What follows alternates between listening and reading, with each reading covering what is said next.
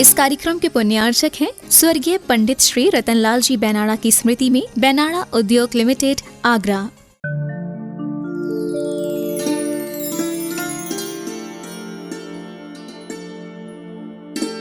आचार्य भगवान गुरुदेव श्री विद्यासागर जी महाराज की, पूज्य निर्यापक मुनि पुंगव श्री सुधा सागर जी महाराज की।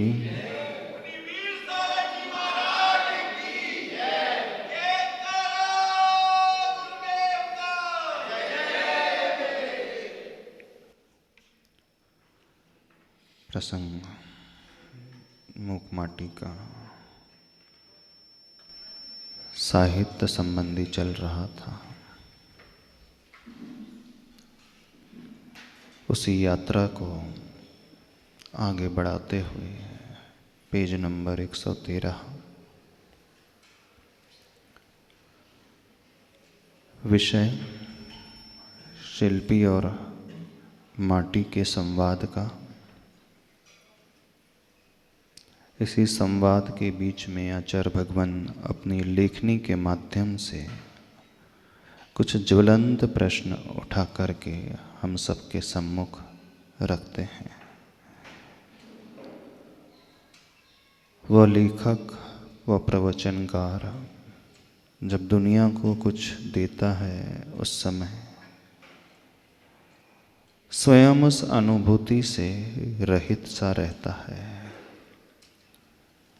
क्योंकि जब हम अनुभवन करना चाहते हैं, रसपान करना चाहते हैं, तो दृष्टि बाहर से हटा करके स्वयं की ओर लाना आवश्यक हो जाता है।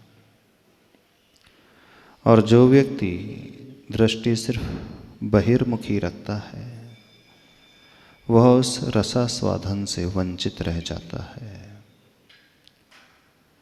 एक दृष्टि बहिर्मुखी होती है, बाहर की ओर देखने वाली होती है, बाहर को ही प्रभावित करने वाली होती है, दुनिया को ही संभालने वाली, सुधारने वाली होती है। लेकिन एक दृष्टि होती है अंतर्मुखी दृष्टि। अंतर्मुखी दृष्टि में हम स्वयं को ही देखते हैं, स्वयं का ही उत्थान करना पसंद करते हैं, स्वयं में ही लीन होना, डूबना जिसका विषय होता है, और वही परम अध्यात्म होता है। तो इस मूक माटी महाकाव्य में परम अध्यात्म भी भरा हुआ है। इसी विषय को आगे बढ़ाते हुए घटनाक्रम वहाँ पहुँच रहा है जहाँ शिल्पी अब उस माटी को रौंदन की क्रिया करके विषय आगे बढ़ाएगा। शिल्पी का आगमन हो रहा है माटी की ओर। फूली माटी को रौंदना है, रौंद रौंद कर उसे लोंदा बनाना है। रौंदन क्रिया भी वह हथेलियों से संभव नहीं। स्निग्धता की अधिकता माटी में और लाना है ना। गोंद बनाना है उसे पगतलियों से ही संभव है यह, कारण कि कर्तव्य के क्षेत्र में कर प्रायः कायर बनता है, और कर मांगता है कर, वह भी खुल कर। इतना ही नहीं, मानवता से गिर जाता है, मानवता से गिर जाता है। क्या कहा गया है? किस प्रसंग को उपस्थित कर रहे हैं? जब घड़ा बनाना होता है तो कुंभकार, शिल्पी उस माटी को जल मिला करके लोंदा बनाता है। जैसे आप रोटी बनाते हैं तो आटे को गूंथते हैं ना, वैसे की लोई बनती है। फिर जब बाद में जाकर के फिर बेला जाता है पाटे के ऊपर, फिर वह रोटी का शेप गोलाकार उभर करके आता है। फिर उसे तवे पे रखा जाता है, फिर सेका जाता है, तब कहीं रोटी बनती है। ऐसे ही शिल्पी को कुंभ बनाना है, घड़ा बनाना है, वह सूखी माटी तो उस आटे की भांति। अब उस माटी में जब तक पानी नहीं मिलाया जाएगा तो वह लौंदे का रूप नहीं लेगा। लेकिन जब मात्रा कम होती है तो हाथ से मिलाया जाता है, और मात्रा अधिक होती है तो किसका प्रयोग किया जाता है? मशीन का। जितने भी पाव रोटी बनती है बाजार में, हाँ, जो ब्रेड बनती थी, पाव आते थे, तो उसके आटे को कैसे गूंथा जाता था? पहले पैरों से ही गूंथा जाता था, क्योंकि क्वांटिटी बहुत है।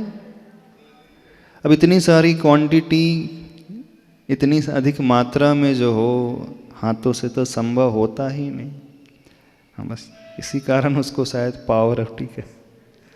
अब तो मशीन आ गई है, ये बात अलग है, लेकिन पहले पैरों से ही रौंदा जाता था। वही प्रक्रिया यहाँ पर घटित हो रही है। उसी प्रसंग को आचार्य भगवान बहुत अच्छे शब्दों में व्यक्त कर रहे हैं, और उसके पीछे जो उद्देश्य छिपा वो अभी व्यक्त कर रहे हैं। शिल्पी का आगमन हो रहा है माटी की ओर।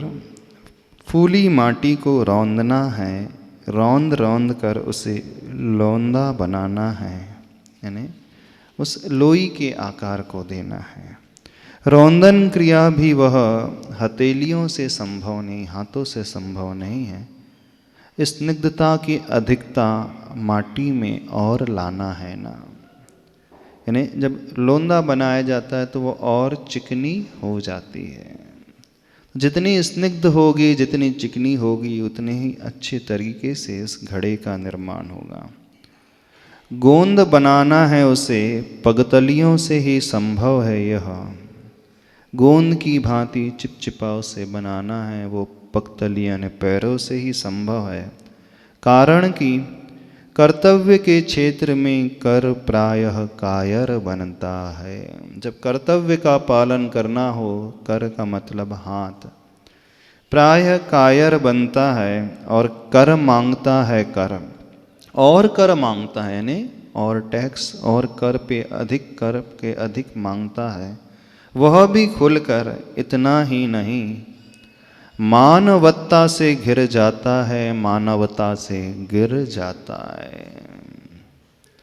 मानवता से घिर जाता है, यानी मान की अधिकता वहाँ पर हो जाती है, और अपने मानव स्वभाव से, मानवता यानी जो उसका स्वभाव है उससे गिर जाता है। कौन गिर जाता है? कर्तव्य के क्षेत्र का पालन कर, यानी हाथ प्राय नहीं कर पाते हैं। कर्तव्य के पालन के लिए तो चरणों की ही आवश्यकता होती है। चरण ही आचरण का प्रतीक होते हैं। तो बड़े बड़े कार्यों को करने के लिए हाथ छोटे पड़ जाते हैं। पगतलियाँ, पैरों अथवा चरणों का प्रयोग उनमें होता है, और वे चरण जो हैं आचरण के प्रतीक स्वरूप होते हैं। तो आचरण यदि उज्जवल बनाना है तो उसके लिए हाथ नहीं, चरणों की आवश्यकता होती है। तो गुरुदेव, इसको वर्तमान जीवन से कैसे जोड़ें, इन लाइनों को अपने वर्तमान जीवन से? जैसे यहाँ जो संकेत आचार्य महाराज कर रहे हैं कि जो काम कर से नहीं होता वो पगों से करना पड़ता है, पगतलियों से करना पड़ता है। छोटे छोटे कार्य तो हम हाथों से कर सकते हैं, लेकिन जब बड़े कार्य को अंजाम देना होता है तो यात्रा बहुत लंबी होती है। उस लंबी यात्रा में निकलने के लिए चरण और आचरण का होना, उसका प्रयोग होना बहुत अधिक आवश्यक है। तो मतलब अपने जीवन में थोड़ी सी कठोरता और लानी चाहिए, तब कुछ चलने वाली बात चरणों से ही होती है, हाथों से उतनी नहीं हो पाती है। आचरण प्रधान दृष्टि होना चाहिए। चरण का अर्थ, पगतलियों का अर्थ जो है आचरण की ओर हमारी दृष्टि आना चाहिए। जो हम पढ़ रहे हैं, छोटे मोटे कार्य समझ रहे हैं, कर रहे हैं, उन कार्यों को यदि मंजिल तक पहुंचाना है तो वे पगतलियाँ अथवा चरण अथवा आचरण के माध्यम से ही संभव है। कर का उपयोग करके वो मानवत्ता से घिर जाता है, यानी अधिक अभिमानी, घमंडी, गर्व से वह युक्त हो जाता है और मानवता से गिर जाता है। मानवीय स्वभाव जो होता है उससे उसका पतन हो जाता है। इससे विपरीत शील है पांव का, परिश्रम का कायल बना वह, पूरा का पूरा परिश्रम कर प्रायः घायल बनता है। पांव, चरण ठीक इससे विपरीत शील यानी विपरीत स्वभाव वाला है। वह परिश्रम का कायल बना है। यह कैसा है? वो परिश्रम करना ही पसंद करता है, हमेशा मेहनत पुरुषार्थ करने में ही विश्वास रखता है। कायरों की भांति, आलसी प्रमादियों की भांति वह बैठ कर के इंतजार करना पसंद नहीं करता है। यानी जो उद्यमी होता है, पुरुषार्थशील होता है, पुरुषार्थ का प्रतीक हमारे चरण हैं, पाँव हैं। तो यदि हमें मंजिल को पाना है तो हमें पुरुषार्थशील होना चाहिए, होना पड़ेगा।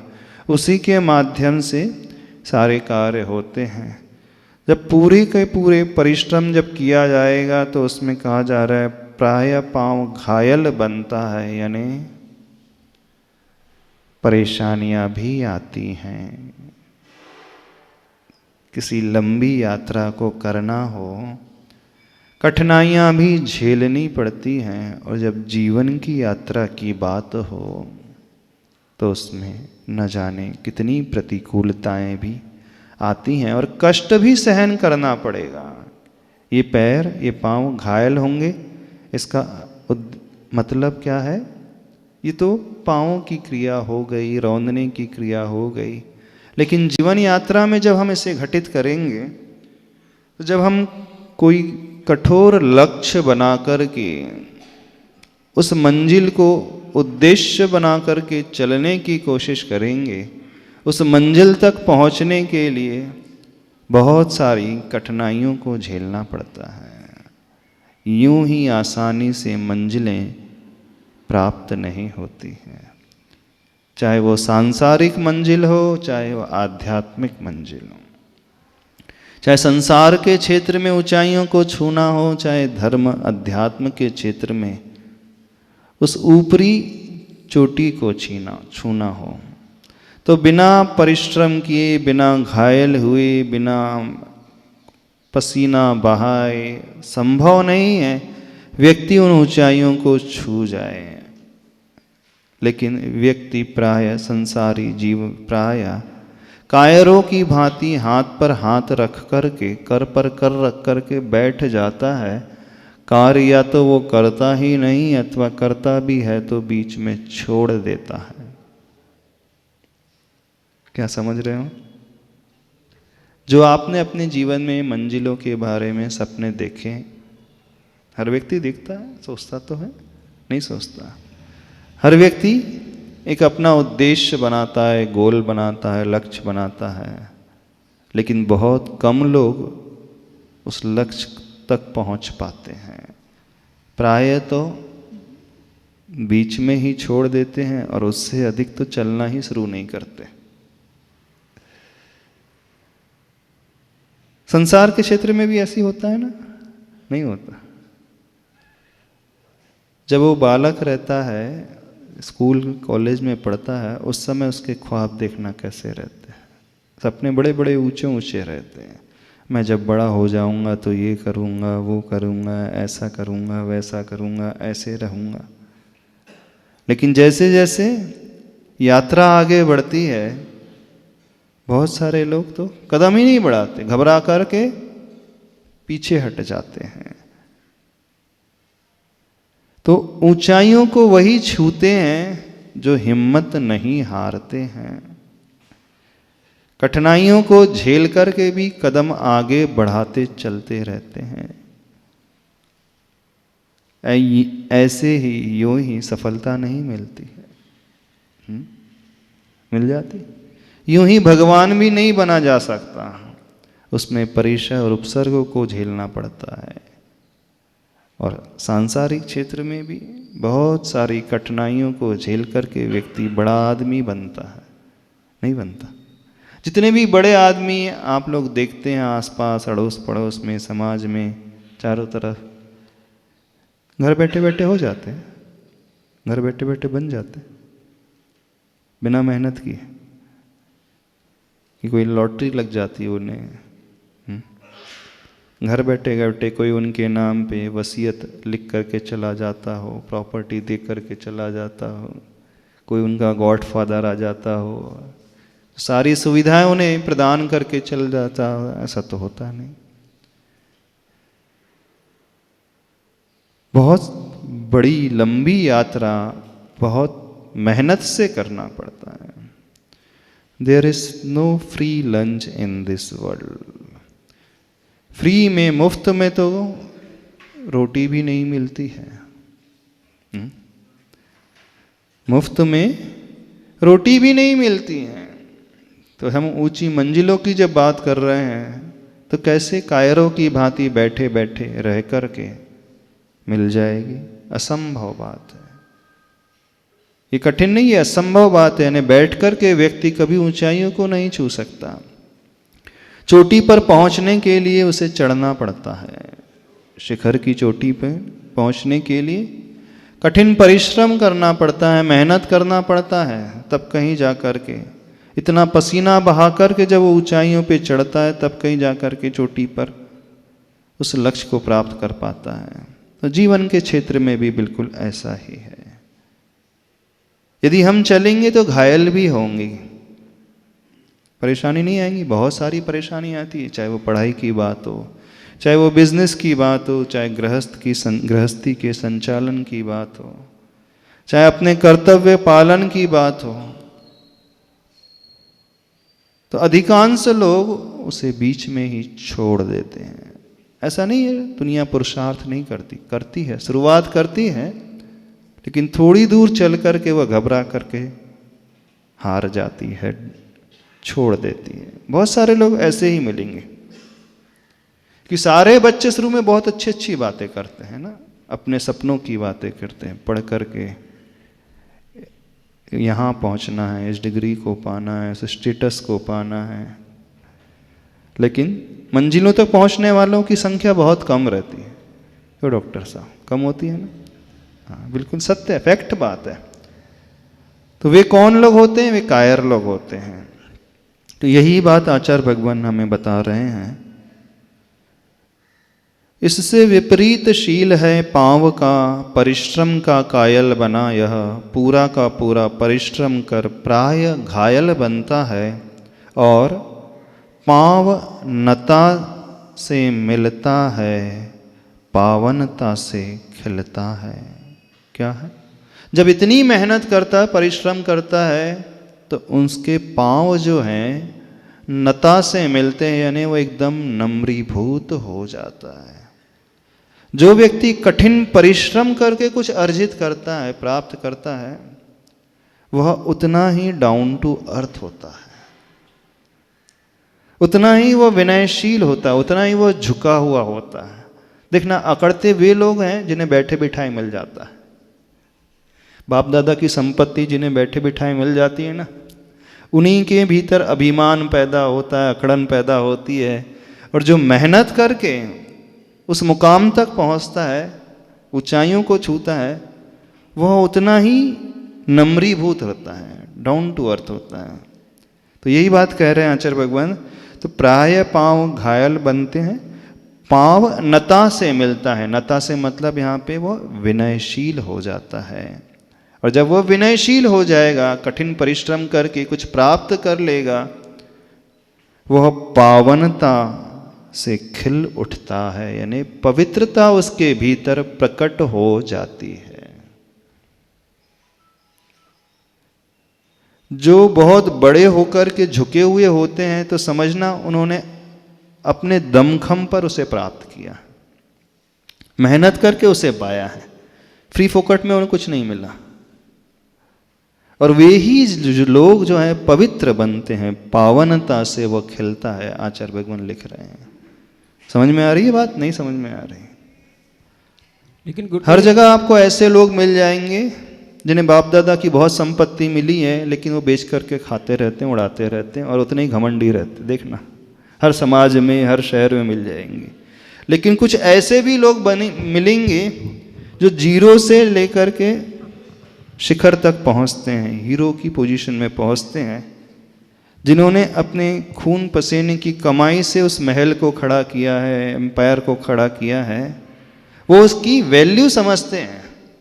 यानी जो कठिन परिश्रम को झेल करके, कठिनाइयों को झेल करके, पसीना बहा करके प्राप्त करता है, एक एक पाई की कीमत करना जानता है, और वह दूसरों की विपरीतता, प्रतिकूलता को देख करके उसकी हंसी नहीं उड़ाता है, बल्कि उसे प्रेरित करता है और बहुत विनयशील होता है।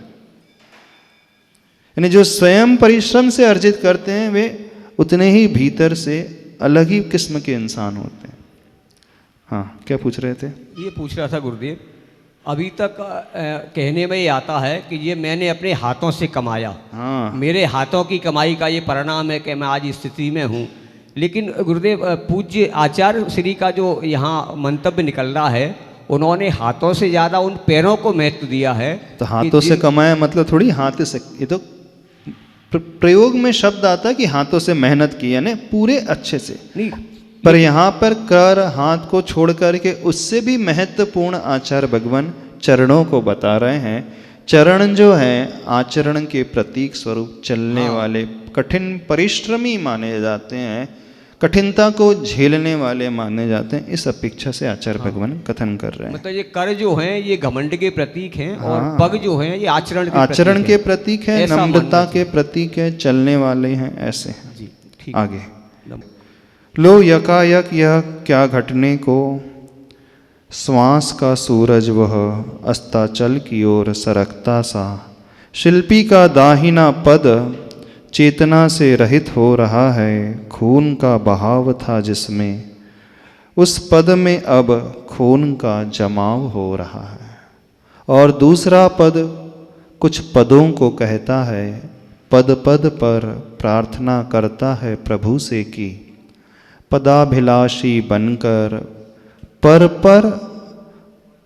पद पात ना करूं, उत्पात ना करूं, कभी भी किसी जीवन को पद दलित नहीं करूं, हे प्रभु, हे प्रभु। और यह कैसे संभव हो सकता है? शांति की सत्ता सती माँ माटी के माथे पर पद निक्षेप, क्षेम कुशल क्षेत्र पर प्रलय की बरसात है यह, प्रेम वत्सल शैल पर अदय का वज्रपात है यह, सुख शांति से दूर नहीं करना है इस युग को, और दुख क्लांति से चूर नहीं करना है। ये पंक्तियाँ, अब इसके अर्थ को समझ लेते हैं। अब यकायक यह क्या घटने को है? यकायक मतलब अचानक, ये क्या हो रहा है? श्वास का सूरज वह अस्ताचल की ओर सरकता सा। क्या अर्थ हुआ इसका? यानी अब श्वास रुकने को ही है, दम घुटने को ही है। इसी बात को आचार्य भगवान ने कितने अच्छे शब्दों में लिखा है, श्वास का सूरज अब वह अस्ताचल की ओर सरकता सा। यानी सूर्य जब अस्त होता है तो वह दिन के अंत का प्रतीक होता है, यानी वहाँ पर अब दिन समाप्त होने को है और रात्रि का प्रादुर्भाव होने को है। माने जी यहाँ शिल्पी के श्वास का, हाँ, शिल्पी के श्वास का सूरज अस्ताचल की ओर सरकता सा। क्यों ऐसा घटित हो रहा है? शिल्पी का दाहिना पद चेतना से रहित हो रहा है। जो शिल्पी माटी को चरणों से रौंद रही थी, माटी के ऊपर जो प्रहार चल रहा था पैरों के माध्यम से, शिल्पी उसे झेल नहीं पा रहा है, अंदर ही अंदर व्यथित हो रहा है, पीड़ित हो रहा है। यह मैं क्या कर रहा हूँ कि माँ माटी के सिर के ऊपर पैर रख रहा हूँ, न केवल रख रहा हूँ बल्कि अपने ही पैरों से उसे रौंद रहा हूँ, कष्ट दे रहा हूँ। इतना करते हुए भी वह सहन नहीं कर पा रहा है, मानो उसकी श्वास रुकने को ही है। कि इतनी पवित्र माँ है तो माँ को मैं कैसे दुख दे सकता हूँ, कैसे उसका अपमान कर सकता हूँ। यही सोच करके उसका दाहिना पद जो है चेतना से रहित हो रहा है। यानी अंदर उसके ऐसे पीड़ित परिणाम हो रहे हैं कि मैं कैसा कठोर कार्य करने जा रहा हूँ। माँ तो पूजनीय होती है और माँ के सिर पर पैरों का प्रयोग, पैरों से रौंदन की क्रिया, तो वह उससे उस क्रिया को कर नहीं पा रहा है, मानो वह अपने प्राणों को छोड़ने के लिए ही तैयार हो गया है। खून का बहाव था जिसमें उस पद में अब खून का जमाव हो रहा है। यानी खून जमने को हो गया है, पहले खून उसमें प्रवाहित हो रहा था। महाभारत में एक प्रसंग आया था ना, याद हो, जब अर्जुन से कहा गया कि शस्त्र को उठाना है, युद्ध लड़ना है, किसके विरुद्ध? अपनों के ही विरुद्ध, अपने भाइयों के ही विरुद्ध। तो अर्जुन किंग कर्तव्य विमूढ़ होकर के रुक सा गया था, उसने धनुष बाण नीचे ही रख दिया था, बोले मुझसे ये नहीं होगा, ऐसा कार्य मैं कैसे कर सकता हूं? अपने भाइयों के ऊपर ही तीर, उन्हीं के ऊपर ही बाण चलाना, उनको ही ऊपर ही प्रहार करना, भले ही उन्होंने मुझ पर अन्याय किया हो, हम पांडवों को पीड़ित किया हो, आखिर है तो वे मेरे ही भाई, कैसे उनके ऊपर मैं प्रहार कर सकता हूं? तो सब कुछ छोड़ करके वह तो एकदम ठूंठ की भांति खड़ा हो गया। फिर श्री कृष्ण जी ने उसे उपदेश दिया था, समझाया था, यह अन्याय नहीं न्याय है, अधर्म नहीं धर्म युद्ध है, और वह ज्ञान उसे दिया था।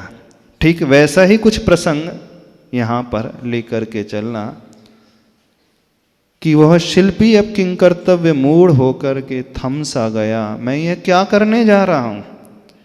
अब कैसी वो भावना भा रहा है। और दूसरा पद कुछ पदों को कहता है, पद से मतलब पैर चरण है, और दूसरा पद का अर्थ है पदों को कहता है, कुछ वाक्य कह रहा है, कुछ कविताओं के पद्य को कह रहा है। क्या कह रहा है?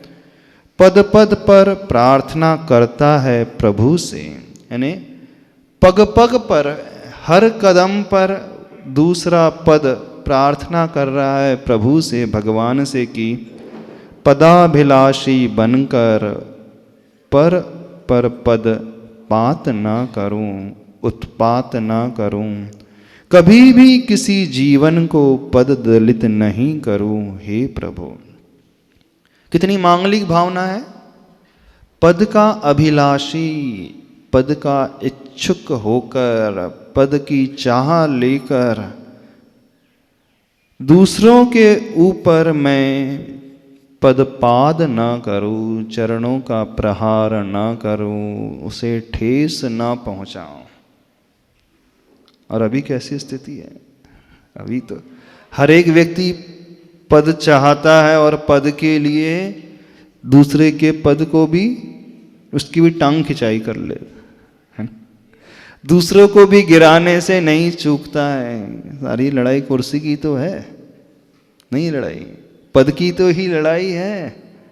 और उस पद को पाने के लिए वो कुछ भी करता है, कर सकता है, कितने भी नीचे वो उतर सकता है, कितना भी वो घृणित हो सकता है। वर्तमान की परिस्थिति बिल्कुल ऐसी ही है। लेकिन शिल्प की परिस्थिति कैसी है? वो क्या भावना कर रहा है? पद अभिलाषी बनकर पर के ऊपर पद पाद पात ना करूं। पद की आकांक्षा में, कुर्सी की चाह में मैं दूसरे को गिराने का ऐसा घृणित कार्य ना करूं। आज की दौड़ पूरी उल्टी दौड़ है। हर व्यक्ति पद चाहता है, सारी लड़ाई ही पद की है। यदि उसे पद ना मिले फिर क्या मतलब इतना पुरुषार्थ करके, इतनी मेहनत करके, इतनी सेवा करके मैं क्यों करूं भाई? जब मेरा ही नाम नहीं है, मेरा ही मान सम्मान नहीं, मुझे ही माला नहीं पहनाई जा रही है, जो सारी मेहनत कर रहा है उसी का नाम आगे नहीं आ रहा, तो क्या मतलब है? तो मुझे कुछ नहीं करना, वो घर जा कर के बैठ जाता है, रूठ जाता है हमारे, रूठ जाता है। तो कुल मिलाकर के दुनिया में सेवा वैयावृत्ति ये कम है। सब जगह जो है प्रायः वो आकांक्षा की दौड़ है, पद की, लोभ की भावना ही है। सेवा से मेवा मिले तब तो ठीक है हमारा। हाँ, सेवा से तो मेवा मिलता ही है, लेकिन मेवा मिले इसलिए सेवा कर रहे हैं तो उसका नाम तो सेवा है ही कहाँ? वही तो चीज, उसका नाम सेवा कहाँ है? अब कुछ लोग होते हैं कि बहुत जी जान लगा करके मेहनत करते हैं, लेकिन धीरे से बोलते इतनी मेहनत कर रहा हूं तो नाम कम आया से ही कम थोड़ा तो नाम होना ही चाहिए। नाम तो होना चाहिए। नहीं होना चाहिए? क्यों प्रदीप जी, होना चाहिए कि नहीं? थोड़ा तो नाम होना चाहिए कि नहीं? अब इतनी मेहनत हम 4 महीने से लगे हैं, मान लो मंदिर का निर्माण करना है, कमेटी में हम आ गए हैं, अध्यक्ष मंत्री हैं, अब हमें, अब हमारा ही नाम नहीं तो फिर किसका नाम होना चाहिए? हमने दुकान से भी समय निकाले, परिवार से भी समय निकाले, दान भी दे, सेवा भी करे, मेहनत भी करे। यदि यही बात आचार्य भगवान सोच लेते तो कैसा हो जाता कि सारी मेहनत सारे समाज के कल्याण के कार्य है, सारा पुरुषार्थ धर्म की प्रभावना के लिए, जन जन के उत्थान के लिए, स्वयं इतने कष्ट झेलते हुए सब कुछ कर रहे हैं, और ये सोचे कि नहीं अब नाम होना चाहिए, वो पद मिलना चाहिए, वो प्रतिष्ठा मिलना चाहिए, वो नेम की बात आना चाहिए, क्या हो जाए? तो कई बार ऐसा लगता है कि हम बहुत कुछ कर रहे हैं दुनिया के भले के लिए, सेवा के क्षेत्र में, पर जब अपन अंदर स्वयं अपने आप को खोजते हैं, खंगालते हैं, तो ऐसा प्रतीत होता है हम सेवा वेवा कुछ नहीं कर रहे हैं, अपने ही नाम के लिए, अपनी ही प्रसिद्धि के लिए सब चला जा रहा है। और बड़े बड़े लोग इसमें उलझ जाते हैं, विद्वान तक इसमें फंस जाते हैं, पढ़े लिखे लोग, बड़े बड़े पद में रहने वाले साधक लोग भी उलझ करके रह जाते हैं। इवन मुनि महाराज भी, बड़े बड़े महान तपस्वी भी कई बार इस ख्याति पूजा लाभ के चक्कर में उलझ जाते हैं। आचार्य कुंद भगवान कहते हैं, भवों से भटकते हुए हम क्यों आ रहे हैं? सब कुछ साधना भी की, कई बार सारी बड़ी बड़ी तपस्याएं भी की, व्रत उपवास भी किए, सब कुछ किया, लेकिन क्यों किया? ख्याति पूजा लाभ के लिए किया, उस पद की आकांक्षा के लिए किया, उस नाम की बात को लेकर के, उस प्रशंसा के 4 शब्द को लेकर के सारे कार्य किए, और इसी कारण कल्याण नहीं हुआ। बोले पहली बार धर्म मिला हो हमें, ऐसा तो नहीं है। बोले पहली बार सच्चे देव गुरु शास्त्र मिले हो, बिल्कुल नहीं, पहली बार नहीं। लेकिन कई बार मिले, गिनती नहीं है, 1 बार नहीं, 2 बार नहीं, कई बार। कितने बार? अनंत बार। इतना होते हुए भी, सच्चा समागम पाते हुए भी, सच्चे निमित्त को प्राप्त करके भी, सच्चे देव गुरु शास्त्र का सानिध्य पा करके भी हर बार भटकते रहे। तो बोले क्यों भटके?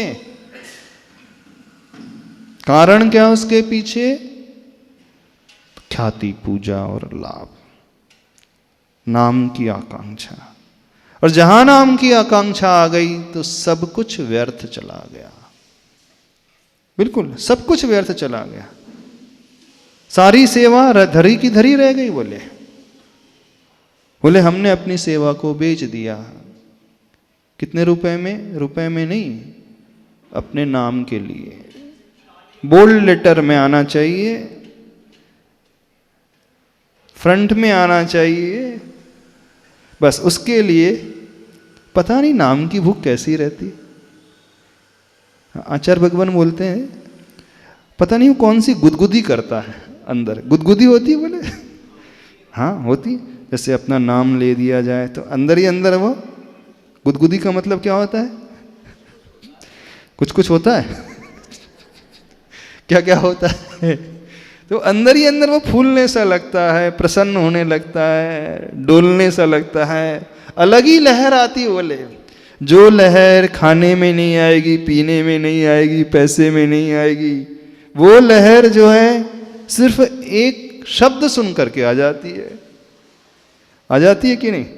नहीं आती। अगर लहर नहीं भी आवे तो हम कहते तालियां बजाओ, तो फिर लहर आ जाती है। अच्छा अच्छा, ना वो तो फिर वो तालियां और बजवा लेते हैं। कुछ तो बजाओ, इतना तो करो। फिर वो बोलते हैं अनुमोदना का पुण्य आपको मिलेगा, 1/6 हिस्सा तो मिलेगा, क्यों बैठे बैठे उससे खो रहे हो, तो आप तो बजा ही लो।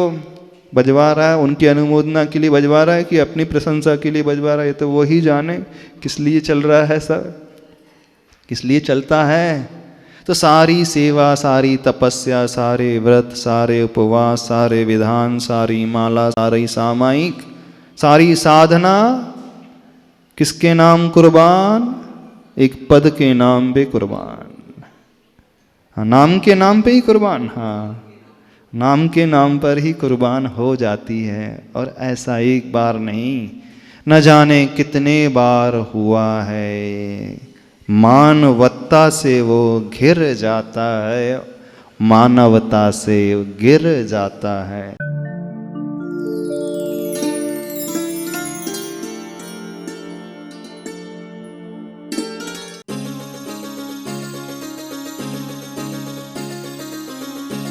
इस कार्यक्रम के पुण्यार्चक थे स्वर्गीय पंडित श्री रतनलाल जी बेनाड़ा की स्मृति में बेनाड़ा उद्योग लिमिटेड, आगरा।